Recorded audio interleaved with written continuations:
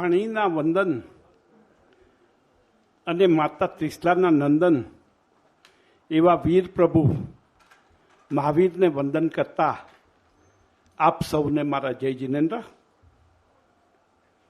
શ્રી ગુજરાતી કેળવણી મંડળ માટુંગા, શ્રી માનવ સેવા સંઘ સાયન, જૈન સોશિયલ ગ્રુપ માટુંગા, જૈન જાગૃતિ સેન્ટર સાયન માટુંગા દ્વારા ચાલતી શ્રી ગંભીરચંદ ઉમેદચંદ શાહ પર્યુષણ વ્યાખ્યાનમાળાના 63મા વર્ષના આજના પહેલા દિવસે આ બધી જ સંસ્થાઓ તરફથી આપ સૌ આવેલાઓને અમે બધી સંસ્થાઓ આવકાર આપીએ છીએ. 63 વર્ષથી ચાલતી આ વ્યાખ્યાનમાળા આપ સૌ શ્રોતાજનો દ્વારા જે ઉત્સાહ અને ઉમંગ હોય છે એથી દર વર્ષે કોઈક ને કોઈક નવા આપણે વક્તાઓને બોલાવીએ છીએ. અને આજે આપણી વચ્ચે છે ખાસ અમદાવાદથી આવેલા આરજે દેવકી. તેમનો સબ્જેક્ટ છે આજમાં જીવો કલ હો ના હો. તેમના વિશે શ્રી ગુજરાતી કેળવણી મંડળ માટુંગા એટલે કે અમૂલા ખમીચંદ સ્કૂલના સેક્રેટરી રાજનભાઈ તેમનો ઇન્ટ્રોડક્શન આપે એ પહેલાં આપણે અત્યારના ભક્તિ ગીતો સાંભળ્યા. ભક્તિ ગીતો જિજ્ઞાબેન ભાનુશાલી, કાજલબેન વિસરિયા, જસવી વોરા અને કીબોર્ડ ઉપર રિતિક મકવાણા અને ઢોલક ઉપર જોયભાઈ, એ લોકોને આપણે ભૂલી શકીએ એવું નથી. આપણે આજે આ પહેલા સત્રની શરૂઆત કરીએ છીએ અને 7 દિવસ સુધી આપણી આ વ્યાખ્યાનમાળા રોજ સમયસર એટલે કે 8:30 વાગે ભક્તિગીત અને 9 વાગે અલગ અલગ વક્તા દ્વારા આપ સુધી અમે જે સબ્જેક્ટ ઉપર કહેવાનું હશે એ સબ્જેક્ટ ઉપર એ વક્તાઓ બોલશે. તો આપ સૌ આવતીકાલથી 8:30 વાગે સમયસર પધારશો. હું રાજનભાઈને વિનંતી કરીશ કે રાજનભાઈ આપ આરજે દેવકીનો ઇન્ટ્રોડક્શન આપશો. રાજનભાઈ.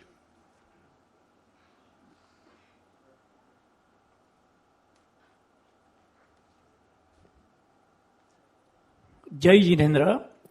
Thank you Pankajbhai. Thank you Devaki. ફક્ત દેવકી કહું છું.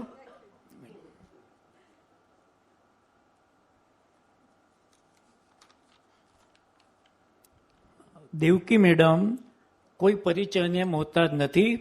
લગભગ ઘણી બધી આપણે સોશિયલ મીડિયા, ટીવી, એમની ઘણી ફિલ્મો આપણે બધા ઘણાએ જોઈ હશે અને સાંભળી હશે. જે પર્સનાલિટી મેં વિચારેલી અને આજે હું પહેલી વાર મળ્યો, વધારે બ્યુટીફુલ અહીંયા છે.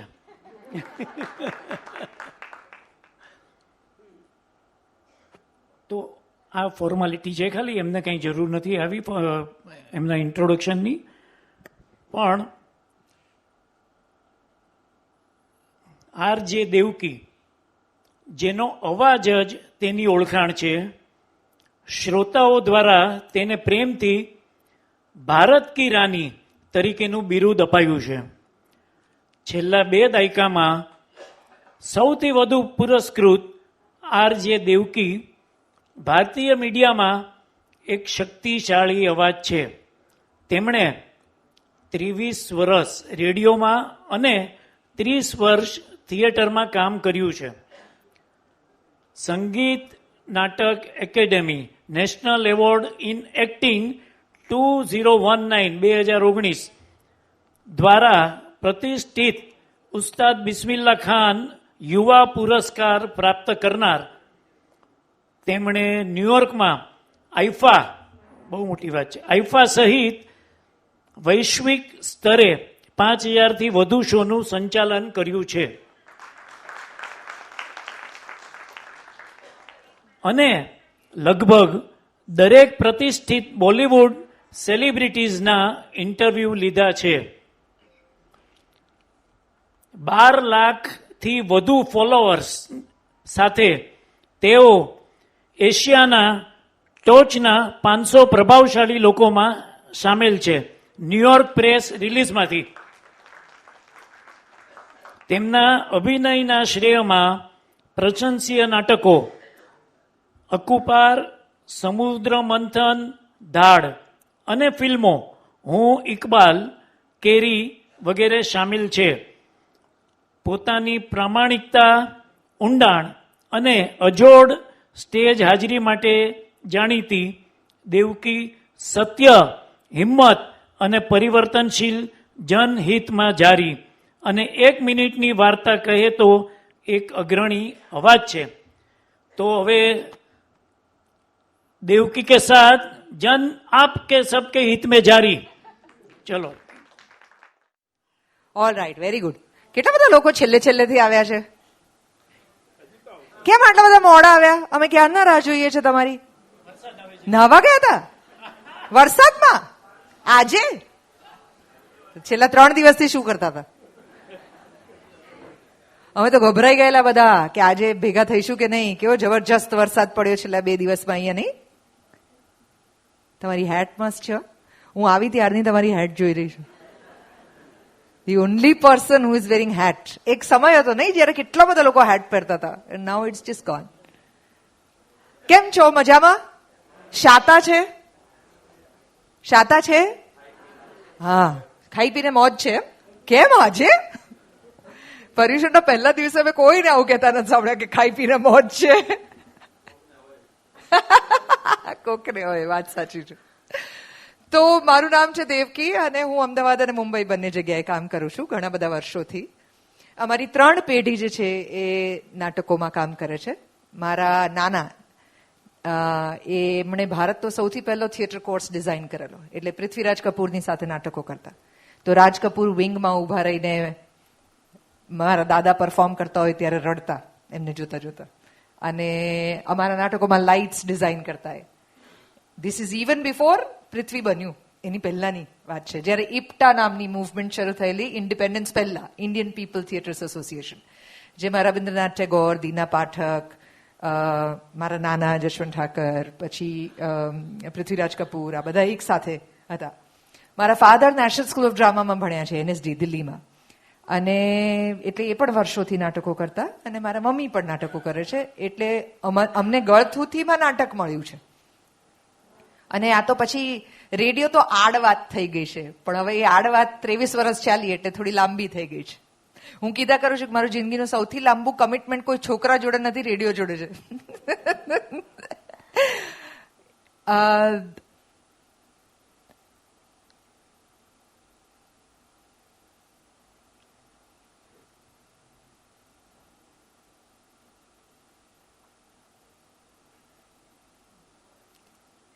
આટલી વાર જે હું ના બોલી એમાં તમારા મનની અંદર જે ચાલ્યું ને, આપણે એ વિષય ઉપર આજે વાત કરવાના છીએ.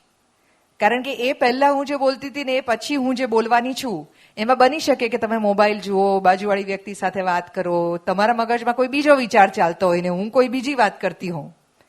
પણ આજે ઓકવર્ડ સાયલન્સ આપણે ઊભું કર્યું એમાં તમે સંપૂર્ણ રીતે આ ક્ષણની અંદર આવી ગયા, કે જે ક્ષણની અંદર તમને લાવવાનો પ્રયત્ન કદાચ આના પહેલા જે તમે કરીને આવ્યા એની અંદર કરવામાં આવે છે. How do you come to now? આજના સમયને જીવવો, અત્યારની ક્ષણને જીવવી એ કેવી રીતે અઘરી છે, જુદી છે, અને કેમ આપણે નથી કરી શકતા. ઓશોનું એવું કહેવું છે કે આપણા જેવા મોટા ભાગના બધા લોકો, એટલે પૃથ્વી પરના લગભગ 90% લોકો એ આખી જિંદગી પોતાની તંદ્રામાં જીવી જાય છે. હવે આનો અર્થ શું? આપણે તો જાગતા છીએ.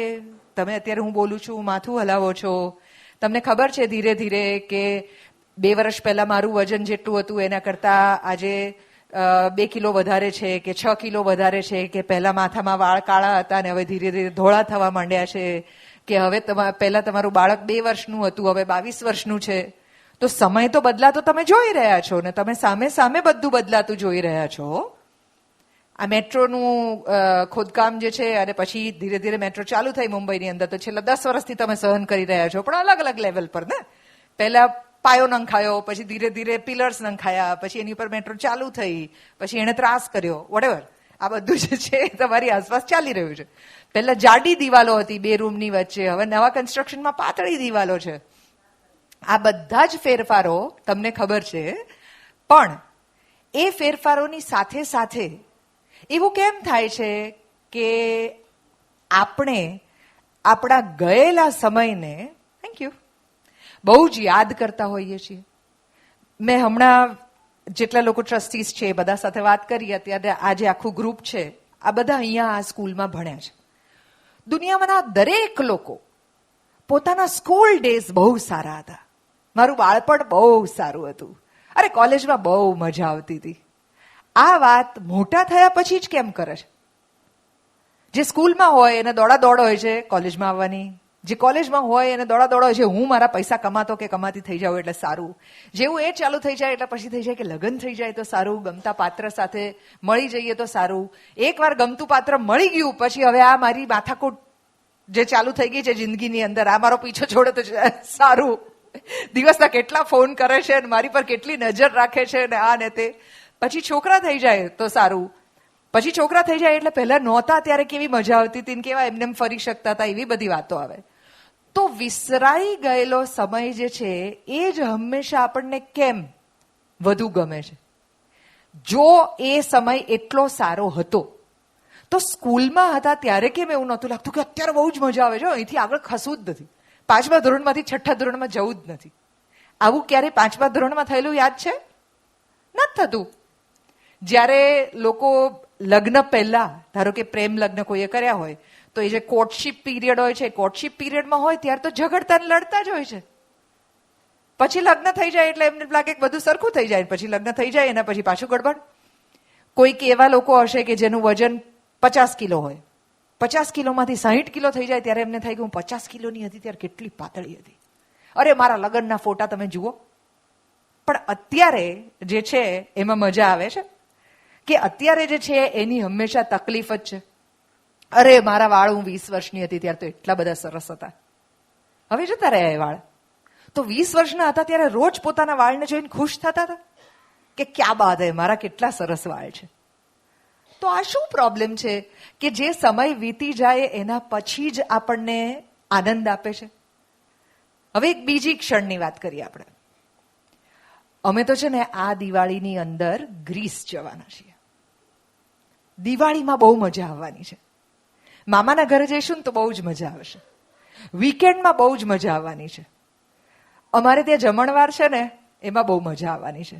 બર્થડે પર મને આ ગિફ્ટ મળશે ને એટલે બહુ જ મજા આવશે. આવા કેટલાક પ્લાન્સ હોય છે આપણા. આ પ્લાન્સ જે છે એ સુધી પહોંચવા માટેની જે ઉતાવળ હોય, જે સપના હોય, એની અંદર બહુ મજા આવે. ત્યાં સુધી પહોંચવા સુધી, જેને પ્રેમ કરો છો એની સાથે પરણવાની મા બાપ છૂટ આપે ત્યાં સુધી, એનો પહેલી વાર હાથ પકડીએ ત્યાં સુધી, જેનો પહેલી વાર હાથ પકડવા માટે આટલી બધી ઉત્તેજના હતી, આજે આ રૂમની અંદર આવ્યા ત્યારે કેમ એનો હાથ પકડીને નથી આવ્યા? જે પહેલી વાર જ્યારે મળી હતી અને જે જો પેલા બેન બાજુમાં જુએ છો એમને તમે ધ્યાન રાખો, એમની કમ્પ્લેન છે આ હાથ પકડીને કેમ નથી આવ્યા. એવી જ રીતે શરૂમાં જયારે નવા મળ્યા હતા ત્યારે બંને જણા તૈયાર થાય તો બંને એકબીજાને કોમ્પ્લિમેન્ટ આપતા હતા. આ કલરના કપડા કેટલા સરસ લાગે છે, નવા વાળ કપાવ્યા છે, સરસ લાગે છે, તમે દાઢી કરો છો ને ત્યારે મંજર રહી નથી ગમતા, વધારો ને please. All of this was before. હવે તમે સાવ નવી સાડી પહેરો કે 16 વર્ષ જૂની સાડી પહેરો, reaction is going to be the same. બરોબર? કારણ કે આ એ જ પર્સન છે. તમારા પતિ કે જે પહેલા તમને લાગતું હશે કે રાજેશ ખન્ના કે અમિતાભ બચ્ચન જેવા લાગતા હતા, એ તમને હજી એવી આશા હોય કે રાજેશ ખન્ના ને અમિતાભ બચ્ચન જેવા લાગે તો રાજેશ ખન્ના ને અમિતાભ બચ્ચન પણ હવે એવા નથી લાગતા. રાજેશ ખન્ના તો રહ્યા જ નહીં. હમણાં અમિતાભ બચ્ચને એક બહુ સરસ મજાનો બ્લોગ લખ્યો છે. મને નથી ખબર તમારામાંથી કેટલા લોકો એમને ફોલો કરે છે, પણ ગઈકાલે એ પોતાના બ્લોગમાં ઘણી બધી પોતાની પર્સનલ વાતો લખતા હોય છે ને. તો એમણા બચ્ચન સાહેબે હમણાં એવું લખ્યું છે કે હવે એ 82 વર્ષના થઈ ગયા, રાઈટ? તમે જોયું હશે ગયા વખતે પણ કેબીસીમાં દોડીને આવતા હતા. અમિતાભ બચ્ચન એ રોજની 29 ગોળીઓ લે છે ને ત્યારે કામ કરી શકે છે. 29 ગોળીઓ. એમને માઇસ્થેનિયા ગ્રેવિસ નામની બીમારી છે, જ્યારે એમને કુલીમાં પેટમાં વાગ્યું હતું ને ત્યારથી. વિચ મીન્સ કે એમની દરેક નર્વ જે છે એ પડી જાય જો એમણે દવા ના લીધી હોય તો. એટલે આંખના પોપચા પડી જાય. સાવ નોર્મલ અને નેચરલ જે વસ્તુ આપણે કરી શકતા હોઈએ, આપણે જે આઈબ્રો ઊંચી કરી શકીએ છીએ એ ન કરી શકે, આપણે હસવું હોય હસવા માંગે તો મસલ ઉપર ના લઈ શકે, એ એટલા વર્ષથી દવા ઉપર છે. 82 વર્ષના એ માણસે એવું લખ્યું છે કે હવે એવું લાગે છે કે પહેલા જે કામ સરળતાથી થતા હતા ને એ હવે નથી થતા. પહેલા હું જે ઝડપથી બધું કામ કરી શકતો હતો એ ઝડપથી નથી કરી શકતો. હવે ઘરની અંદર ચાલવું તો કોઈનો ટેકો લેવો પડે છે. આપણે ઇમેજિન નથી કરતા કે અમિતાભ બચ્ચન કોઈનો ટેકો લઈને ચાલતા હશે, કારણ કે આપણે તો એને ફિલ્મોની અંદર કેવી બધી લાતો મારતા અને ફલાણું ઢીકણું કરતા. હમણાં દીપિકા સાથે જે પિક્ચર આવેલી એમાં એમણે કેટલો બધો પેલા ફાઇટ સીન્સ કરેલા છે. દેન હી સેડ કે મને ડોક્ટરે એવું કીધું કે તમારે પેન્ટ પહેરવું હોય ને તો તમે બેસીને પહેરો. તો મને શરૂઆતમાં એવું લાગ્યું કે મારે શું કામ બેસીને પેન્ટ પહેરવાની જરૂર છે. પછી હું જ્યારે ખરેખર બેઠો ત્યારે સમજ પડવા માંડી કે હું ઊભા ઊભા જો કરું ને તો મારું સંતુલન જઈ શકે એમ છે ને હું પડી જઈ શકું એમ છું. 82 વર્ષના અમિતાભ બચ્ચને આ બધી વાતો કરતા કરતા એક પણ જગ્યાએ એવું નથી એવું કીધું કે આના કરતા હું જ્યારે શરાબી કરતો હતો ને ત્યારે મને બહુ મજા આવતી હતી, હું જ્યારે યુવાન હતો ને ત્યારે એટલી મજા આવતી હતી, અને હવે આ બધાને કારણે મને દુઃખ થાય છે. આવું એણે ક્યાંય નથી કીધું. એ 82 વર્ષની ઉંમરે પણ રોજ સવારે યોગાસન કરીને, કસરત કરીને પોતાના કામે જવા માટે તૈયાર છે. અને આખા બ્લોગમાં છેવટે એ જ લખે છે કે જો મારે સાજા રહેવું હોય તો મારે સતત કામ કરતા રહેવું પડશે. Which means if you want something nice tomorrow, then you need to invest in it today. અને આ આપણો સૌથી મોટો પ્રોબ્લેમ છે, કારણ કે સપના જોવા સસ્તા છે, વસવસા કરવા પણ સસ્તા છે. વસવસા કરો તો બધા જ તમને કહેશે કે હા મને પણ એવું લાગે છે, અને સપના જુઓ તો અડધા તમારાથી જેલસ થશે, અડધા મનમાં હસશે કે આનાથી કઈ આવું થવાનું નથી. કેટલા બધા લોકો એવા છે કે જે જીમ જોઈન કરતા હોય છે જાન્યુઆરીના પહેલા 10 દિવસની અંદર, ને પછી આખું વર્ષ ક્યારેય પાછા જતા નથી. એવા કેટલાય લોકો છે કે જે નક્કી કરે કે કાલથી તો ગળ્યું ખાવું જ નથી, પછી એ કાલ કોઈ દિવસ આવે જ નહીં. એવા કેટલા બધા લોકો છે કે જેમને ખબર હતી કે એમના મા બાપને ડાયાબિટીસ હતો કે કોલેસ્ટ્રોલ હતો કે બીપી હતું, એટલે એમને આવવાની શક્યતા છે. આવું એમને 20-30 વર્ષથી ખબર હોવા છતાં સવારે ચાલવા ના ગયા, એક્સરસાઇઝ રેગ્યુલરલી ના કરી. વાંચીને બધાને ખબર છે કે 40 વર્ષના થઈએ પછી દરેક પુરુષો અને સ્ત્રીઓ બધામાં, ખાસ સ્ત્રીઓની અંદર પ્રીમેનોપોઝ એટલે પેરીમેનોપોઝ અને મેનોપોઝ, એમાં દર વર્ષે 1 કિલો મસલ માસ બોડીમાંથી ઓછું થાય. પણ આમાંથી કેટલી મહિલાઓ વેટ ટ્રેનિંગ કરે છે જીમમાં જઈને? ઓ તારી, not a single one. Which means કે તમારા દર વર્ષે તમારા બોડીમાંથી 1 કિલો મસલ માસ ઓછું થાય છે.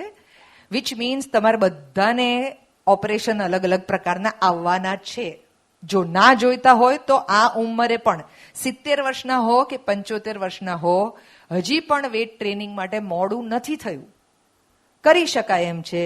રાધર દેન ન ચાલી શકતા હોઈએ પછી ઘૂંટણ ઉપર આપણું શરીર ના ઉચકાય ત્યારે વસવસો કરવો કે પહેલા વિચાર્યું હોત ને તો સારું હતું.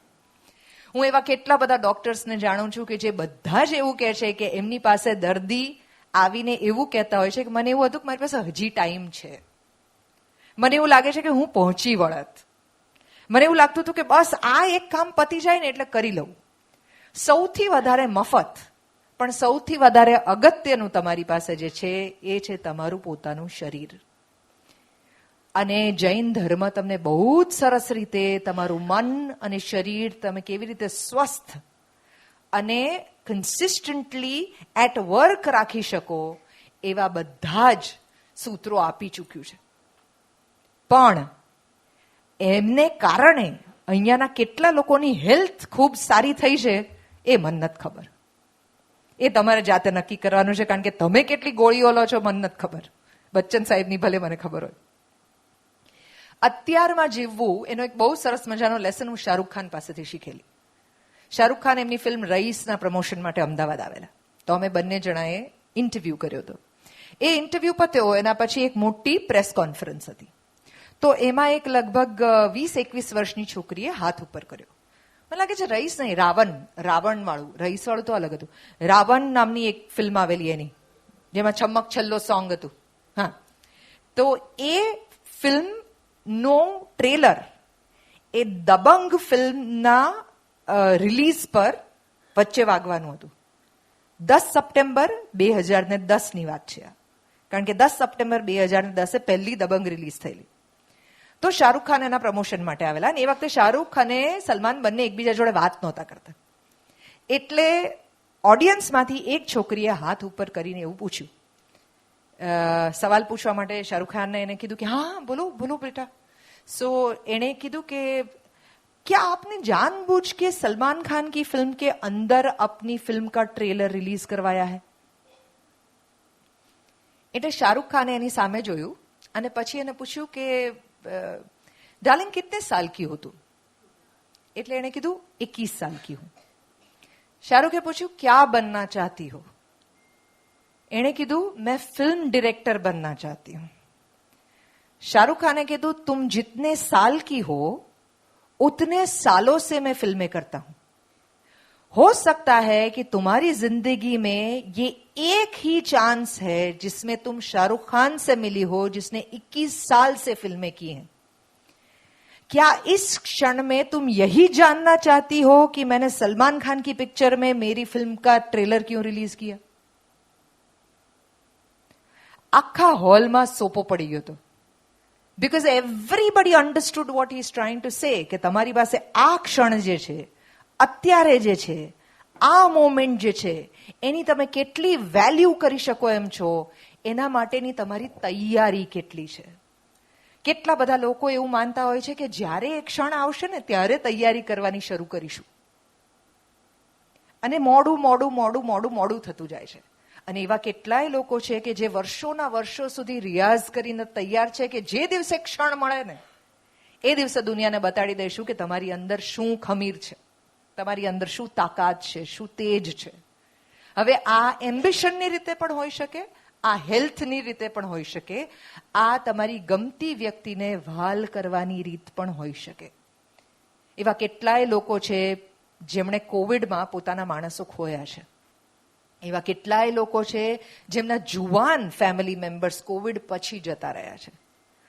અને હંમેશા જ્યારે આપણા જીવનમાં કોઈ જાય ને એના પછી આપણને જેટલું યાદ આવે છે એટલું જો ખરેખર આપણને ગમતું હોય તો જ્યારે એ બાજુમાં છે ત્યારે એનો હાથ પકડીને, ત્યારે એની વાત સાંભળીને, ત્યારે એના ખોળામાં માથું નાખીને, ત્યારે એના માથામાં હાથ ફેરવીને કેમ આપણે એ એફર્ટ નથી કરતા ઇન ધેટ મોમેન્ટ. જ્યારે તમને ઘરમાં એવું કહેવું પડે કે ડાઇનિંગ ટેબલ ઉપર, બેડરૂમમાં, બધી જગ્યાએ તમે મોબાઈલમાં છો, એના કરતા મારી જોડે વાત કરો ને. આ કેમ કહેવું પડે છે? શા માટે આપણે જે સ્થળે, જે જગ્યાએ, જે લોકોની વચ્ચે છીએ એ સમયની આપણે રાહ જોતા હતા, અને પછી ત્યાં આવ્યા પછી હવે આપણે કોઈ બીજી જગ્યાએ હોવું છે. હવે જે બીજી જગ્યાએ હોઈશું ત્યારે પાછા કોઈ ત્રીજી વ્યક્તિ સાથે હોઈશું. એ ત્રીજી વ્યક્તિ સાથે હશો ત્યારે ચોથી વ્યક્તિ સાથે હશો. તમારી બાજુમાં તમારું બાળક જે છે એ ધીરે ધીરે મોટું થઈ રહ્યું છે, પણ તમે કદાચ ન્યૂઝમાં બિઝી છો. ભારત દેશ જે છે એના ન્યૂઝ તમારે કારણે બદલાય એટલા તમે વ્યસ્ત થઈ જાઓ અને બાળકને ટાઈમ ના આપો તો તમે આમિર ખાનની જેમ શોઝમાં આવીને એની ઉંમરે રડશો. આમિર ખાન હમણાં પોતાના ઇન્ટરવ્યુમાં કહે છે કે મને એ ખબર હતી કે આશુતોષ ગોવારીકરના સપના શું છે, એના ફિયર્સ શું છે, પણ મને એ નહોતી ખબર કે મારા પોતાના બાળકોના સપના અને ફિયર્સ શું છે. જે માણસ આમિર ખાન બની ગયો હોય એણે પણ જો જિંદગીમાં 60 વર્ષે રડવાનું જ હોય આખા દેશની સામે, 100 કરોડ લોકોની સામે, કે મેં મારા છોકરાઓને વ્યવસ્થિત સમય ના આપ્યો, તો એને આટલા મોટા ફિલ્મ સ્ટાર બનવાનો શું ફાયદો?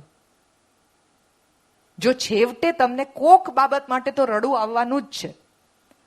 હવે એવા કેટલાય લોકો હશે 60 વર્ષના આજે કે જે 20 વર્ષના હતા ત્યારે વિચારતા હતા કે આઈ વિશ હું આમિર ખાન બનું, અને નહીં બની શક્યા હોય. બની શકે કે આખી જિંદગી નસરુદ્દીન શાહને એવો અફસોસ હોય કે હું અમિતાભ બચ્ચન જેટલો સક્સેસફુલ ના થયો, અને અમિતાભ બચ્ચનને એ અફસોસ હોય કે મને નસીરુદ્દીન શાહ જેવો સારો એક્ટર કોઈએ ના કીધો, હું ખાલી સ્ટાર રહ્યો. શક્ય છે ને? ઇરફાનના બાળકને કે ઇરફાનની પત્નીને થોડી ખબર હતી કે ઇરફાન આટલો જ જલ્દી જતો રહેશે. ભારત દેશ હવે ઇરફાનની જેટલા વખાણ કરે છે, એ વખતે ઇરફાનને શું 100 કરોડ આપતા હતા આપણે, જે શાહરૂખ ખાનને, આમિર ખાનને ને સલમાન ખાનને આપતા હતા? ના. પણ હવે આપણા માટે બહુ જ અગત્યના છે. હાથી જીવ્યો તો લાખનો, મર્યો તો 1.25 લાખનો. પણ વીતી ગયેલી ક્ષણોમાં, વીતી ગયેલા લોકોમાં, વીતી ગયેલી જુવાનીમાં, બાળપણમાં અટકી જવાને બદલે અત્યારે જે સમય છે તમારી પાસે, હમણાં જો ભક્તિ કરી શકો છો તો હમણાં જ કરી લો. હમણાં ઉપવાસ કરી શકો છો તો હમણાં કરી લો. હમણાં જ જો સાચું બોલવાની તક છે તો હમણાં જ બોલી લો. હમણાં જ જો શ્રમ કરવાનો રસ્તો છે તો અત્યારે જ શ્રમ કરો. કાલે સવારે ઉઠીને કરીશ, પરમ દિવસે કરીશ, બહુ નાનો મંત્ર હોય છે. જે કામ 2, 3 કે 5 મિનિટની અંદર થતું હોય ને એને ક્યારેય પાછળ ઠેલવવું જ નહીં. આટલી નાનકડી શરૂઆત હોય છે કે તમને એવું લાગતું હોય કે આ કપડાં જે છે એ ઉચકીને કબાટમાં મૂકવામાં 30 સેકન્ડ લાગવાની છે, તો અત્યારે જ ઉચકીને મૂકી દો. આ બેઝિન સાફ કરવામાં 1 મિનિટ લાગવાની છે તો અત્યારે જ કરી દો. આ પાણીનો બાટલો જે હમણાં પીને ભર્યો છે એ કોણ આવવાનું છે ઉપરથી? સેન્ટા ક્લોઝ ભરવા? એ જે પી લીધો છે તો એ ભરીને અત્યારે મૂકી દો. તમે તમારા ઘરમાં જે લોકો સાથે રહો છો એ લોકો તમારા માટે કામ કરવા ઘરમાં નથી રહેતા. ન પુરુષ માત્ર કમાવા માટે લગ્નમાં છે, ન સ્ત્રી માત્ર ઘર ચલાવવા માટે લગ્નમાં છે. તમે એકબીજાના કમ્પેનિયન છો કે જે એકબીજાને વધુ સારા માણસ બનાવવા માટે એકબીજા સાથે જોડાયા છો. એકબીજાના સપના એ ખરેખર બીજી નવી હાઈટ ઉપર પહોંચી શકે એના માટે એકબીજા સાથે જોડાયા છો. તમે એકબીજાના લિમિટેશન્સ પણ જાણો છો અને તમે એકબીજાની સ્ટ્રેન્થ પણ જાણો છો. તો તમે એના બેસિસ ઉપર એકબીજાને બેટર પર્સન બનવા માટે કેટલી મદદ કરો છો? શું તમે સ્લાઇટ ડિસ્ટન્સ પર જઈને તમારી પોતાની વ્યક્તિને માત્ર તમે મારા માટે આ નથી કરતા કે તું મારા માટે આ નથી કરતીથી વિશેષ જોઈ શકો છો? જો ન જોઈ શકતા હો તો now is the time to do that. તમારા લગ્નના કદાચ 20 વર્ષ જતા રહ્યા હોય, 30 વર્ષ જતા રહ્યા હોય, 50 વર્ષ જતા રહ્યા હોય, કે કદાચ હવે જસ્ટ તમે લગ્ન કરવાના હો, કદાચ તમારા બાળકો ઓલરેડી મોટા થઈ ગયા હોય કે હવે મોટા થઈ રહ્યા હોય, આ બધી ક્ષણ અત્યારે પકડી લેવાની છે. કેમ એવું થાય છે કે જે લોકો અત્યારે 60-70 વર્ષના છે બધા વિચારે છે કે અમારા જમાનાની અંદર અમે નાના હતા ત્યારે મોબાઈલ ફોન હતો, અમે અમારા મમ્મી ને પપ્પાના કેટલા સરસ વિડીયોઝ ને ફોટોઝ લીધા હોત, તો આજે અમારી સામે હરતા ફરતા જોવા મળત. અત્યારે એ છે. બધા વડીલોના એવા વિડીયોઝ લીધા છે કે જેમાં તમને છેલ્લી 2 પેઢી કે 3 પેઢીની બધી જ એવી વાતો કે જે બાળપણમાં તમે સાંભળી હતી એ બેસીને એમની સાથે રેકોર્ડ કરી લો, કે તમે તમારી આગલી જનરેશનને આપી શકો કે જો દાદા નાના હતા ને ત્યારે આ કરતા હતા. રાધર દેન જસ્ટ સેઇંગ કે દાદા નાના હતા ત્યારે તો ચાલીને આવતા હતા ને તને શું કામ ગાડી જોઈએ છે?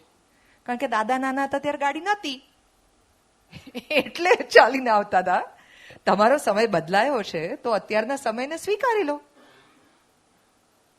આમાંના ઘણા બધા એવા છે કે જેણે પોતાના જીવનની અંદર ટેલિગ્રામ પણ જોયા છે, ટ્રંક કોલ પણ જોયા છે, ચકરડાવાળા ફોન પણ જોયા છે, બાજુના ઘરમાં ફોન હોય, બાજુના ઘરમાં ટીવી હોય અને આપણે બધા ત્યાં જઈ અને વાત કરતા હોઈએ કે ટીવી જોતા હોઈએ. ટીવી પર થપાટ મારો તો ટીવી બરાબર ચાલે એવું, ઉપર જઈને એન્ટેના ગોઠવવાનું હોય તો ઉપર આવ્યું આવ્યું એવું ઉપરથી લોકો બૂમ પાડે, નીચેથી તમે કહેતા હો કે હા હા આવે છે આવે છે, એ બધું પણ જોયું છે. ઘરની અંદર અથાણા બનતા જોયા છે, એકબીજાને રેસિપીઝ પાસ ઓન થતી હોય ત્યારે કાગળ પર લખી લખીને એ બધું જોયું છે. ઘરની અંદર કોઈક મોતીના તોરણ બનાવતું હોય અને બોટલો કિસાન કેચઅપની હોય એની અંદર વરિયાળી ભરેલી હોય. આપણે આ બધામાંથી પસાર થયેલી જનરેશન છીએ અને આ બધું જ અત્યારે યાદ આવે છે, પણ એક ક્ષણભર માટે આવે છે અત્યારે એ રિક્રિએટ કરી શકવાની સંપૂર્ણ શક્યતા હોવા છતાં આપણે બધા જ ખૂબ વ્યસ્ત છીએ એવી વાત કરીએ છીએ. એટલે મોદી સાહેબ આટલી વ્યસ્તતામાં રોજ જ યોગાસન કરી શકે છે. તમારામાંથી કેટલા લોકો યોગાસન કરે છે રોજ સવારે? 1, 2, 3, 4. એમના પાર્ટનર્સ કહેજો કે આ લોકો સાચું બોલે છે કે નહીં. 5, 6, 7, 7 people. જે prime minister of the country કરી શકે છે, કે જે આખો દેશ ચલાવે છે, એ આપણે કેવી રીતે નથી પહોંચી વળતા? ખબર છે કેમ? કારણ કે આપણને એવું લાગે છે કે આ સૌથી છેલ્લી પ્રાયોરિટી છે. આ ચાલતું રહેવું જોઈએ એ સૌથી છેલ્લી પ્રાયોરિટી છે. આંખની અંદર કણું પેસે ને ત્યારે જ આંખ છે એ યાદ આવે છે. નખ અને આંગળીની અંદર ફાંસ પેસે ને ત્યારે ખબર પડે છે કે આ નખ શું પ્રોટેક્ટ કરે છે. છાતીની અંદર અહીંયા કઈ ઓપરેશન કે એવું થયું હોય ને ત્યારે ઉધરસ ખાવ તો ખબર પડે કે અહીંયાનો મસલ ઉધરસમાં આવે છે, બાકી નથી ખબર પડતી. પણ ગાડીમાં કેવું એક્ઝેક્ટલી યાદ રહે છે કે જો પેટ્રોલનો કાંટો લાલ પર જતો રહ્યો છે એટલે હવે ગાડીમાં પેટ્રોલ પુરાવવું પડશે. 10,000 કિલોમીટર થઈ ગયા એટલે આપણે હવે સર્વિસ કરાવવી પડશે. ધંધાની અંદર 1 તારીખ થઈ ગઈ તો બધાને પગાર આપવો પડશે. આ બધું જ બરાબર યાદ રહે છે. વાળ જરાક ધોળા થઈ જાય ને તો તરત કાળા કરવાનું યાદ રહે છે. પણ બહારના દેખાવ માટે આપણે જેટલા વ્યસ્ત છીએ એટલી આંતરિક શોધ માટે પણ વ્યસ્ત છીએ. આટલી બધી દોડાદોડ વાળો સમય છે, એમાં છેલ્લે ખાલી પોતાની જાત સાથે બેસીને મે બી બાલ્કનીમાં એક ચાનો કપ લઈને સરસ મજાના ઉડતા પંખીઓને કે વરસતા વરસાદને જોવાની 5 મિનિટ પોતાને આપવાની એ આપણી પાસે છે. અને જો નથી તો એટલા માટે નથી કારણ કે સમય નથી, એટલા માટે નથી કારણ કે વિચાર નથી. એટલે આજે, કારણ કે આવનારા 10 દિવસની અંદર તમે ઘણું બધું એવું કરવાના છો કે જેની અંદર આંતરિક મનોમંથન થાય. આ એક કમ્પલસરી બહુ it's the beauty of the religion કે જેને કારણે થઈને આ 10 દિવસ તપનો માહોલ હોય, આ 10 દિવસ મેડિટેશનનો માહોલ હોય, આ 10 દિવસ પ્રાર્થનાનો માહોલ હોય, આ 10 દિવસ એક ચિત્ત થઈને આંખો બંધ કરીને શાંતિથી બેસવાનો માહોલ હોય.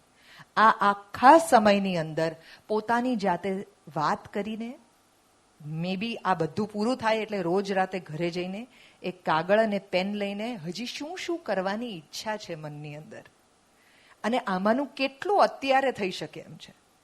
માની લો કે એવી ઈચ્છા છે કે જિંદગીમાં એકવાર ગિટાર વગાડતા શીખવું છે ને આપણી ઉંમર 70 વર્ષની છે, તો શું રોકે આપણને? કાલે સવારે જઈને ગિટારના ક્લાસ જોઈન કરી લેવાના. આખી જિંદગી જેટલું કમાયા હોય એમાં 2,500નું ગિટાર તો આવી જ જાય ને આપણને. પણ એ વિચાર કે હવે 70 વર્ષે શું ગિટાર શીખવું છે, આ વિચારને ડૂચો કરીને બહાર ફેંકી દો. કારણ કે આ જ આખી વસ્તુનું નોનસેન્સ છે. આ કલર ના પહેરાય, આવા કપડાં ના પહેરાય, આ જગ્યાએ ના જવાય, હવે આવા શોખ ના રખાય, આવું કંઈ ના કરશો. નહીં તો તમે આવું કંઈ નહીં કરો પણ એ સમય કેટલો સારો હતો એને યાદ કરી કરીને જીવ બાળ્યા કરશો. એ લગભગ કર્યા જેવું જ છે. એટલે જે મન થાય તે કરી લો. આ સમય છે, જીવી લો. જિંદગી વારે વારે નથી મળતી. એવા કેટલાય લોકો છે કે જે આપણા કરતા બહુ ભયંકર પરિસ્થિતિમાં જીવે છે. આજે દુનિયાની અંદર 80 લાખ જેટલા બાળકો છે કે જેને ખાવાનું નથી મળતું એટલે 6 મહિના સુધી પણ નથી જીવી શકતા. દુનિયાની કેટલી મોટી, ભારતની જ 80 કરોડની વસ્તી એવી છે કે જે અત્યારે એક મીલ માટે સ્ટ્રગલ કરે છે. આપણે બધા એનાથી પર છીએ. આપણે બધા એનાથી બેટર પરિસ્થિતિમાં છીએ. પણ કોક હંમેશા જોઈતું હોય છે રિમાઇન્ડ કરાવવા માટે કે તમે વધુ સુખી છો. હવે શા માટે આપણને વધુ આનંદ આવવો જોઈએ એ વાતથી કે આપણે વધુ સુખી છીએ? એવો કેમ હાશકારો થવો જોઈએ? માનો કોઈ પણ એક વ્યક્તિનો ફોટોગ્રાફ આવ્યો ન્યૂઝપેપરની અંદર કે ન્યૂઝ ચેનલની અંદર કે ફલાણી વ્યક્તિ જે છે એ ગુજરી ગઈ, એક્સિડન્ટ થયો, અને તમને એવું લાગે કે આ નામ અને આ અટક એ બરાબર તમારા ભાઈની છે, તમારા મિત્રની છે, તમારા પિતા કે પત્નીની છે, અને એક ક્ષણ માટે તમને એમ થઈ ગયું. પછી જયારે ખબર પડે કે તમારો ભાઈ નથી તો કેવો હાશકારો થાય છે. તમારો નથી પણ કોકનો તો ગયો ને. તો એક ક્ષણની અંદર પહેલા શું યાદ આવે છે? મારો છે, મારું શું અને મારે શું. આ બે માંથી તમે આ આખા 9 દિવસના સત્સંગ દરમિયાન બહાર નીકળી શકો એવી શુભકામનાઓ મારા તરફથી તમને છે. તમારે મને કંઈ પણ સવાલો પૂછવા હોય તો હવે તમે પૂછી શકો છો. તમે બહુ રૂપાળા છો એવું તમે મને કહી દીધું છે. હવે બીજું કઈ પૂછવું હોય તો કહો.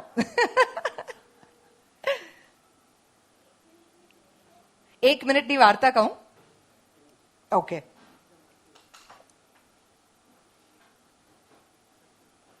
ના ના, એ તો મને સંભળાઈ ગયું. 1 મિનિટની વાર્તા કહો એ તો હું કહી દઉં તમને. હોરર વાળી કહું કે ધર્મ વાળી કહું?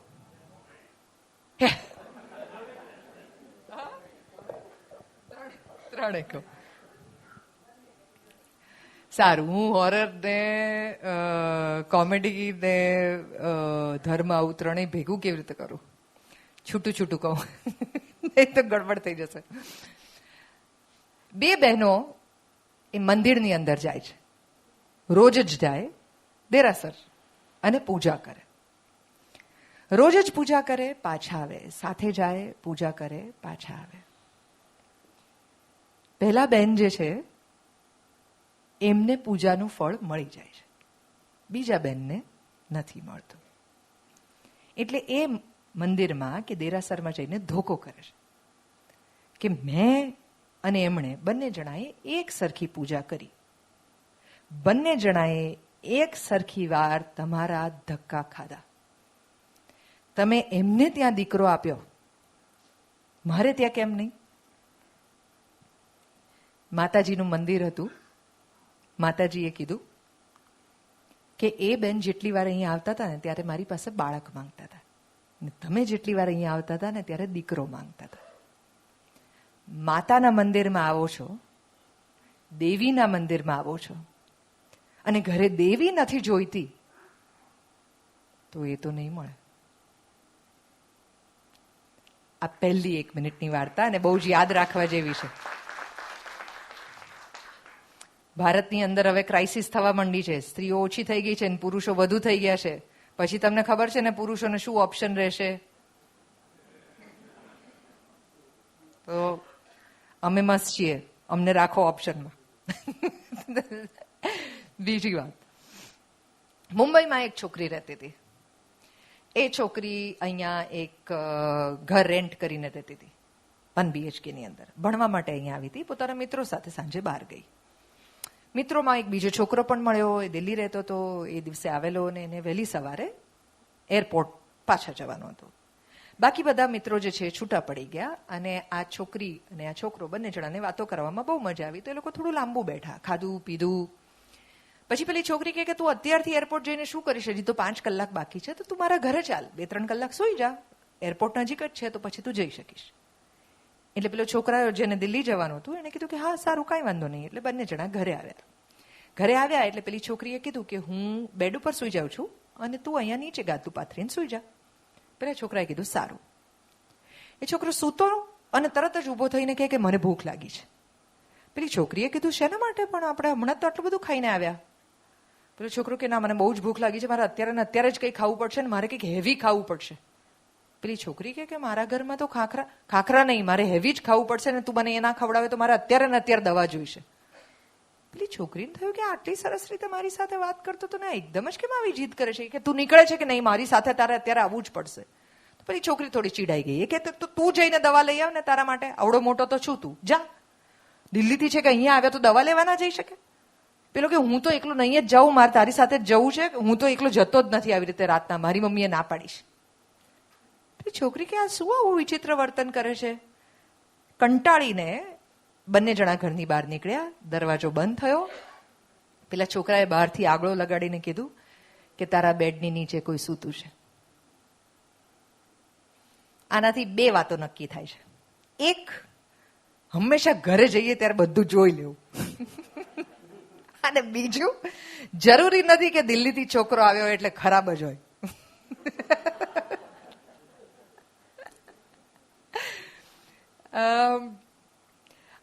અમે ઘણી બધી વાર્તાઓ સવારના કરતા હોઈએ છીએ અને હું ઇન્સ્ટાગ્રામ પર પણ આ બધી વાર્તાઓ મૂકું છું. પણ મોટા ભાગની જે વાર્તાઓ જે છે એ ઘણી બધી તમારી સાંભળેલી વાત હોય છે, પણ એ જ્યારે નાનકડા ફોર્મેટની અંદર મુકાય છે ને એક નાનકડી શીખ સાથે આવે છે ને ત્યારે આપણને મજા આવે છે. પણ મારે આની સાથે એક બીજી વાત તરફ પણ ધ્યાન દોરવું છે કે એવા કેટલા બધા લોકો છે કે જે સવારના પહોરમાં અનેક સુવાક્યો વાંચે છે, જે બધા એકબીજાને મેસેજ ફોરવર્ડ કરી દેતા હોય છે. તમને ઘણી બધી વાત એમ લાગે કે આ આપણને મેસેજ ફોરવર્ડ નહીં કરે તો આજની આપણી સવાર સારી જશે જ નહીં. એટલું બધું એમના મનમાં કોન્ફિડન્સ હોય છે તમને મેસેજ મોકલવાનો. પણ એમાંના કેટલા મેસેજીસ એવા છે જેને કારણે ખરેખર તમારું જીવન બદલાયું છે, તમારો જીવન પ્રત્યેનો અભિગમ બદલાયો છે, જેને તમે ખરેખર આચરણમાં લીધું છે. સવારના વાંચીને ખુશ થઈને બીજા મેસેજ તરફ નથી જતા રહ્યા, બીજાને મોકલી દેવાની ઉતાવળની અંદર એ યાદ રહ્યું છે કે આપણા જીવનમાં આ ઉતરે છે કે નહીં, આપણે આને પચાવી શકીએ છીએ કે નહીં. આ કરવા જેવું છે. જેટલા મેસેજીસ હોય એમાંથી કોઈ એક નક્કી કરો અને આપો પોતાની જાતને 3 મહિના, 4 મહિના, 6 મહિના કે આ વાતની ઉપર હું વળગીને રહી શકું છું કે નહીં. પોતાનું કામ જાતે કરવું, માની લો કે આટલી નાનકડી વાત હોય તો 6 મહિના ટ્રાય કરો કે એવું શક્ય છે કે આપણું બધું જ કામ જે છે એટલીસ્ટ આપણને જેટલું આવડતું હોય એ બધું આપણે જાતે કરીએ. બહુ નાનકડી વાત છે, પણ જ્યારે કરવામાં આવે, આચરણમાં મૂકવામાં આવે ત્યારે એ અઘરી થઈ જાય છે. તો હું 1 મિનિટની વાર્તા તો રોજ કરું છું અને ઘણા બધા લોકોએ અત્યાર સુધીમાં મારી કેટલી 1000, 2000 1 મિનિટની વાર્તા કરી હશે ને, તો લોકોએ સાંભળી છે આ બધી. પણ મને એ જાણવામાં બહુ રસ છે કે એમાંની કઈ વાર્તાને કારણે કોના ઘરની અંદર દીકરીને વેલકમ કરવામાં આવી આ વાર્તા સાંભળીને, ફોર એન એક્ઝામ્પલ. અથવા તો કોઈ પણ વાર્તાને કારણે કોઈનું પણ જીવન કેવું અને કેટલું બદલાયું. આ હું એટલા માટે પણ કહું છું કે આવનારા દિવસોની અંદર તમે મારા જેવા અનેક લોકોને અહીંયા બેસીને વાતો કરતા સાંભળશો. પણ એ પેલા રોજ સવારના ફોરવર્ડ મેસેજ જેવું ના થઈ જાય કે આજે દેવકી બોલી, કાલે કાજલબેન બોલશે, પછી રઈશભાઈ બોલશે, બધા બોલશે ને જતા રહેશે. પછી આપણે પાછું આપણા જીવનમાં જતા રહીશું ને એવી જ રીતે જીવવા માંડીશું જેવી રીતે પહેલા જીવતા હતા. તો આ સમય શું કામ આપ્યો?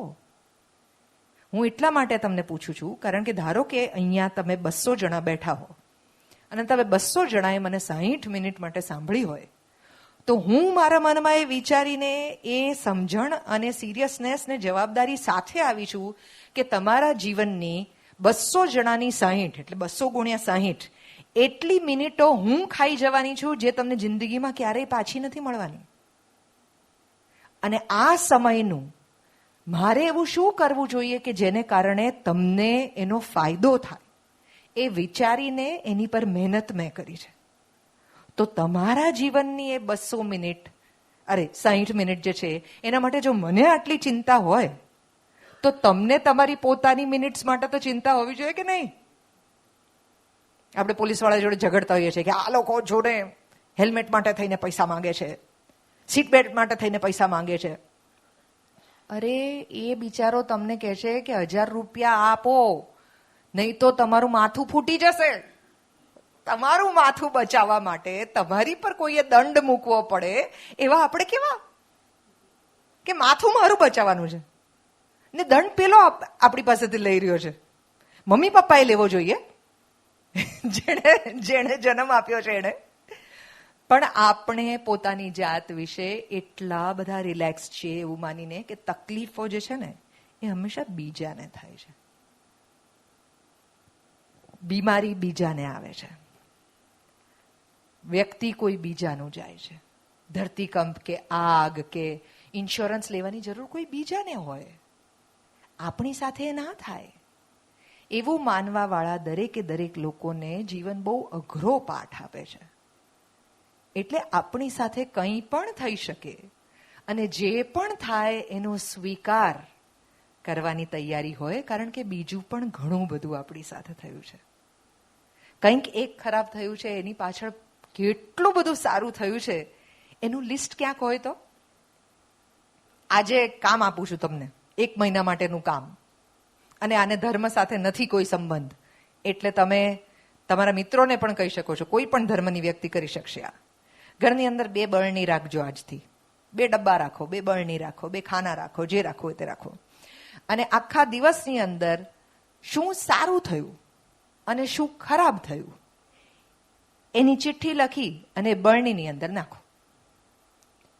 શરૂઆતમાં તમને એવું ખબર પડશે કે આ એક બરણી જેને નામ આપીએ આપણે સુખનો ડબ્બો, અને આ એક બરણી જેને નામ આપીએ આપણે દુઃખનો ડબ્બો. તો શરૂઆતમાં તમારો દુઃખનો ડબ્બો બહુ ઝડપથી ભરાશે, પણ ધીરે ધીરે તમને સમજાશે કે સુખની પળો બહુ બધી છે કે જે અત્યાર સુધી આપણે ચૂકી જતા હતા. તમને સરસ મજાની પાણીપુરી ખાવા સાંજે મળે એ જબરજસ્ત સુખની જ વાત છે. તમે બહાર નીકળો ને આવો સરસ વરસાદ પડે, ભીની માટીની સુગંધ આવે અને કોઈ વ્યક્તિ ત્રસ્ત થાય, એવું દુનિયામાં ક્યાંય થતું નથી. પણ આપણી પાસે ટાઈમ ક્યાં છે ભીની માટીની સુગંધ સૂંઘવાનો? તો આ નાની નાની નાની નાની જે ક્ષણ છે, જે પણ વિખવાદને વાલમાં બદલી શકાય એમ છે, એના માટેનો એક નાનકડું હોમવર્ક છે. 1 મહિના સુધી કરો. તમારી જિંદગીમાં જો સુખ ના વધે તો તમે મને કહેજો, આપણે તમારી ઉપર 1 મિનિટની વાર્તા કરીશું કે આ માણસ કેટલા બધા દુઃખી છે. બીજો કોઈ સવાલ છે?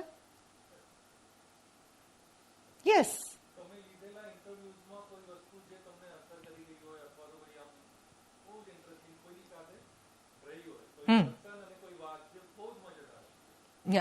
એક તો મેં જે આ તમને શાહરૂખ ખાન વાળી વાત કીધી એ મારા માટે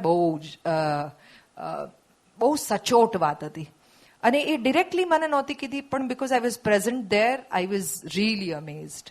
બીજો એક જબરજસ્ત અનુભવ તમને કહું. મને નથી ખબર તમારામાંથી કેટલા લોકો જાણો છો કે સલમાન ખાન એ બહુ સારો પેઇન્ટર છે. એ અદ્ભુત ચિત્રો દોરે છે. તો અમારે ત્યાં આઈ થિંક રેડી કે કોઈના પ્રમોશન માટે હી હેડ કમ, અને અમને લોકોને ખબર હતી એટલે અમે લોકોએ કેનવસ અને કલર્સ મંગાવીને રાખેલા. તો સલમાન ખાને પેઇન્ટ કરવાનું ચાલુ કર્યું, અને એ પીછીથી જ પેઇન્ટ કરે એવું નથી. એ નખથી પણ પેઇન્ટ કરે છે, આંગળીઓથી પણ પેઇન્ટ કરે છે, રૂથી પણ પેઇન્ટ કરે છે, પાટાથી પણ પેઇન્ટ કરે છે. એ ઢાંકણું લઈ અને એનાથી પણ પેઇન્ટ કરે છે. અને તમને એવું લાગે કે આ શું બનાવે છે? છેલ્લો સ્ટ્રોક મારે ને ત્યારે તમને ખબર પડે કે આખો શેપ કયો છે. હવે તમે વિચાર કરો, સલમાન ખાન પાસે જો આટલું જબરજસ્ત ટેલેન્ટ છે, અને અમે તો નજર સામે જોયું, એને એક જ વસ્તુ આખી, આમ તમને થાય ને કે હા ચિત્ર પત્યું કે તરત ભૂસીને પાછું એની પર કંઈક બીજું કરે, પાછું ભૂસીને એની પર કંઈક બીજું કરે. કારણ કે ઓઇલ પેઇન્ટ્સમાં એ પોસિબલ છે કે તમે એને ભૂસીને એની ઉપર બીજું કરી શકો. મને એવો વિચાર આવે કે આ માણસ, એટલે મેં પૂછ્યું એમને કે મેં કીધું તમે આટલા સુંદર ચિત્રો કરો છો, અને ખરેખર સુંદર, એટલે આર્ટ એપ્રિસિએશનમાં હું મારી જાતને થોડી ઘણી આમ હોશિયાર માનું છું, એટલું ભણી છું હું એટલા માટે. તો મેં કીધું તમે આટલા બધા સુંદર ચિત્રો કરો છો તો તમે આને વેચતા કેમ નથી? સાવ નાનકડો સૂરજ પણ દોર્યો હોય, પણ એ સલમાન ખાને દોર્યો હોય તો લોકો તો પડાપડી જ કરવાના છે ને ખરીદવા માટે થઈને. तो ही सेड कि हर एक शौक बिकाऊ नहीं होता. આ બહુ જબરજસ્ત વાત છે. આપણે હંમેશા એવું વિચારીએ છીએ કે જે વસ્તુ તમને સરસ આવડે છે ને એમાંથી પૈસો કેવી રીતે પેદા કરાય, કારણ કે એ ટ્રાન્સફોર્મેશન એ સૌથી વધુ ઇમ્પોર્ટન્ટ ટ્રાન્સફોર્મેશન છે એવું આપણને લાગે છે.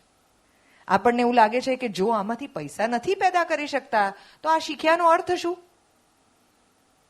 એ શીખ્યાનો અર્થ મજા. એ શીખ્યાનો એનો અર્થ જાત સાથેની દોસ્તી. એ શીખ્યાનો અર્થ કંઈક એવું કરવું કે જેમાંથી કશું નથી જોઈતું. આ બહુ જબરજસ્ત વાત છે. અને કેવા કેવા માણસો પાસેથી તમને કેવું કેવું શીખવા મળે છે ને એ, અને કઈ ક્ષણમાં મળે છે. હવે આ ભૂલી જઈ શકાય એવી પણ વાત છે, કારણ કે મેં અત્યાર સુધીમાં લગભગ 500 અલગ અલગ સ્ટાર્સના ઇન્ટરવ્યુ કર્યા છે. પણ મેં ચોકસાઈથી આ વાત યાદ રાખી છે એટલા માટે, જે મેં તમને પેલું ફોરવર્ડ વાળું કીધું એ, કે તમારી પાસે એ વસ્તુઓ હોવી જોઈએ. હું તમને એક બહુ નાનકડી વાત કહું. તમારામાંથી કેટલા લોકો વાંચે છે એ મને નથી ખબર, પણ અમે જે નાટક કરીએ છીએ ને અકુપાર, એ ધ્રુવ ભટ્ટે લખેલું છે. એ ગુજરાતી ગુજરાતી સાહિત્યમાં બહુ સારા સાહિત્યકાર છે અત્યારે અને બહુ સરસ નવલકથાઓ લખે છે. તમને ક્યારેય પણ તક મળે તો એમના પુસ્તકો વાંચજો. અતરાપી, સમુદ્રાંતિકે, અકુપાર. ખૂબ એટલે ખૂબ સુંદર ગુજરાતી, અને દરેક ગુજરાતીએ વાંચવા જેવા પુસ્તકો લખે છે. ધ્રુવ દાદાએ મને એક સરસ મજાની વાત કરી હતી. આ પણ એક ઇન્ટરવ્યુની અંદર હતી અને મને એવું લાગે છે કે ગુજરાતી સાહિત્યકાર પણ સ્ટાર તો કહેવાય જ, એટલે આપણે એમના વિશે વાત કરી. ધ્રુવ દાદા અને એમના પત્ની, એ બંને જણા, ધ્રુવ દાદા પેલા શિક્ષક હતા અને બાળકોને ભણાવતા ને એની સાથે પ્રવાસો કરતા, ને પ્રવાસોમાં જે અનુભવો થયા એમાંથી એમણે પોતાની નવલકથાઓ લખી છે. તો એ અને બા, એમના વાઇફ જે છે, એ બંને જણા જનરલ ડબ્બાની અંદર ટ્રાવેલ કરી રહ્યા હતા ટ્રેનમાં. તે એક બોરવાળી ટ્રેનમાં ચડી અને ચડીને એણે દાદાને બોર આપ્યા કે લે તારે ખાવા છે. દક્ષિણ ગુજરાતની અંદર તુકારે બોલાવે વડીલોને પણ, તો કે લે તારે ખાવા છે. એટલે ધ્રુવ દાદાએ કીધું કે ના, અમારે નથી ખાવા, જાઓ આગળ જાઓ. એટલે પેલી ઊભી થઈ અને બા સામેની સીટ ઉપર બેઠા હતા, તો બાની બાજુમાં જઈને બેઠી અને બાને પૂછ્યું કે લે તારે ખાવા છે. એટલે બાએ બોર લીધું અને દાદાને ધર્યું કે તમારે ખાવું છે. એટલે બોરવાળી તરત કે છે કે એને ના દેતી, એને ખાવું હોત તો તને ન દેત.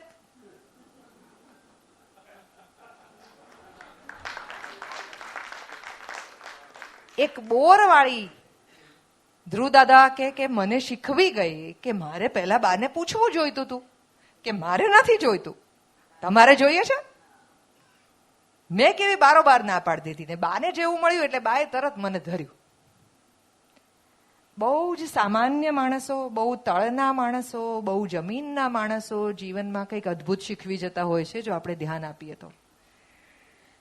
એ તો જ શક્ય હોય જો માણસ શાંતિથી સામેવાળી વ્યક્તિને સાંભળે. આપણે હંમેશા સામે શું વળતો જવાબ આપીશું ને એની ઉતાવળને વિચારમાં હોઈએ છીએ. That is why we react. We don't respond. Action, reaction. એક બહુ સરસ વાત સમજવા જેવી છે કે કોઈ વ્યક્તિ જો દિવાસળી લઈને ઊભું હોય તો આપણે સામે પેટ્રોલ ટેન્ક બનવાની જરૂર નથી. આપણને ખબર જ છે કે સામે દિવાસળી છે. આપણી પાસે પાણી બનવાની પણ ચોઈસ છે. પણ એણે ગુસ્સો કર્યો એટલે મેં કર્યો, એણે બૂમ પાડી તો મેં પાડી, એનું મગજ છટક્યું તો મારું છટક્યું. શું કામ તમારે એની સાથે સાથે ભળી જવું છે? આ કોઈ ઇન્ફેક્શન છે કે જે તમને ના ખબર પડીને તમને લાગી ગયું? સજાગ રહીએ, સચેત રહીએ, સમજીએ કે સામેવાળી વ્યક્તિ ગુસ્સામાં છે, હમણાં શાંત રહીએ. એ શાંત થઈ જાય પછી એની જોડે વાત કરીએ. અત્યારે સ્વીકારી લઈએ એની વાત. બહુ બધી વાર આપણે સાચા સાબિત કરવા માટે પોતાની જાતને પોતાના લોકો ગુમાવી દઈએ છીએ. We don't make a choice that you want the person or you want to be the right one. એ જીદને બદલે સંબંધ સાચવી લેવો એ વધુ શાણપણની વાત છે. અને એ શાણપણ પ્રેક્ટિસથી આવે છે.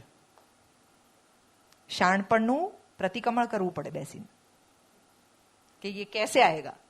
શાંતિ કેવી રીતે આવશે, સંતોષ કેવી રીતે આવશે, આનંદ કેવી રીતે આવશે, સુખ કેવી રીતે આવશે. અને સુખને પૈસા જોડે કાંઈ લેવા દેવા નથી.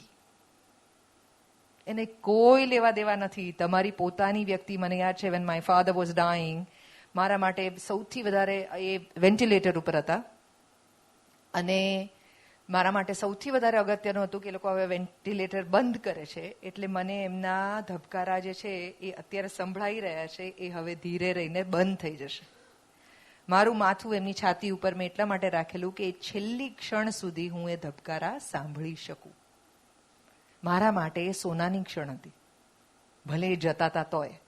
કારણ કે મને ખબર હતી કે એ જઈ રહ્યા છે. એવા કેટલા લોકો છે કે જેને ખબર હતી કે એનું ગમતું માણસ જઈ રહ્યું છે. તો આ મારું સુખ થયું કે નહીં?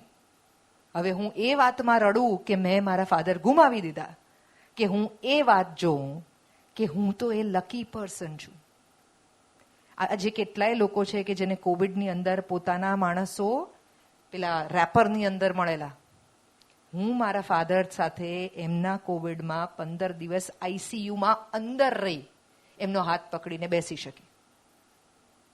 એક ક્ષણે મને સમજાયું કે હું ગુજરાતમાં પોપ્યુલર કેમ થઈ હોઈશ. છેલ્લા 23 વર્ષની મારી બધી સિદ્ધિઓ જે છે ને એ આ ક્ષણ માટે હશે કે હું ડોક્ટરને એવું કહી શકું કે મને તમે રહેવા દો અંદર. There is a way to look at life. તમારી પાસે છે તક અડધો ગ્લાસ પૂરો જોવાની, અથવા તો અડધો ગ્લાસ પાણી અને અડધો ગ્લાસ હવાથી ભરેલો છે, એટલે કે આખો ગ્લાસ ભરેલો છે જોવાની. હું આશા રાખું છું કે તમને આ ફેસ્ટિવલ આ બધી જ વાતો જે છે એનું સરસ મજાનું અમૃત આપે. Thank you so much.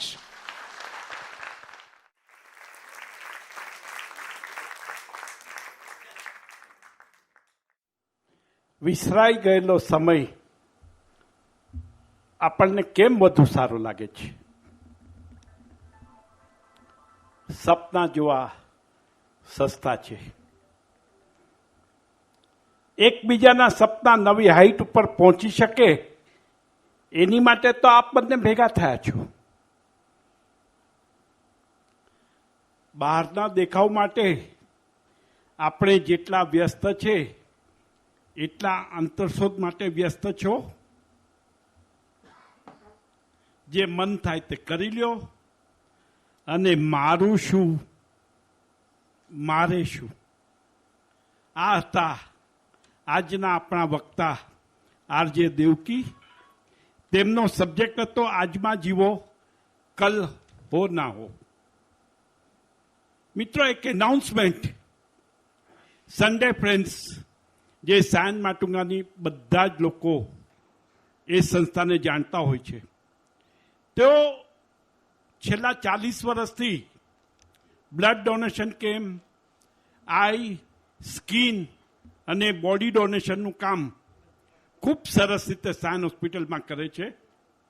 એમને હમણાં નવું પ્રકરણ શરૂ કર્યું છે, ઓર્ગન ડોનેશન. જ્યારે વ્યક્તિનું બ્રેઇન ડેડ થઈ જાય છે ત્યારે ઓલમોસ્ટ એ વ્યક્તિ જો કોમામાં હોય તો એ પાછો સર્વાઈવ થાય, પણ બ્રેઇન ડેડ થઈ જાય તો એ સર્વાઈવ થતો નથી. અને એના 9 થી 11 અંગો બીજા 11 વ્યક્તિને કામ લાગી શકે છે. તો આની જાગૃતિ આપણે આપણા સમાજમાં લાવવાની જરૂરત છે. સન્ડે ફ્રેન્ડ્સનો કોન્ટેક્ટ કરશો, એ લોકો આપને એની સમજ જરૂરથી આપશે. આવતીકાલે ગુરુવાર, રહીશ મણિયાર, એમની સબ્જેક્ટ છે વેદનાથી સંવેદના. તેઓ ખાસ સુરતથી આવે છે, બાળકોના ડૉક્ટર છે, અને એમને આપણે ઘણી વખત ઘણા બધા આપણે વોટ્સઅપમાં એમના ઘણા પ્રવચનો, એટલે કે ઘણી હસી મજાક પણ આપણે એની સાંભળેલી હોય છે. ખૂબ મજા આવશે. 8:30 વાગે ચોક્કસ સવનો માટે, અને 9 વાગે રહીશ મણિયાર. જય જિનેન્દ્ર.